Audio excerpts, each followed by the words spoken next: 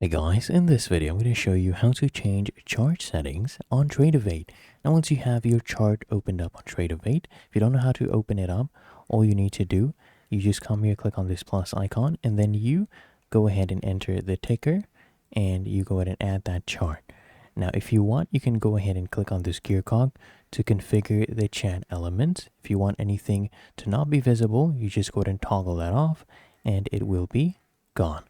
What you can also do is you can come here and click on this gear cog to view this settings. And then here you'll see the contract details. If you want this toggled off, you can go ahead and click here. It's toggled off now. You can click on the gear cog again. You can set up trade nodes right here. If you click on trade mode, you can see if I click anywhere here, I can easily go ahead and buy and sell right here as well at any point. Really that easy. And that is how to change chart settings on Tradovate. If you found this helpful, make sure you smash that like button and subscribe to the channel. Really helps me out as well.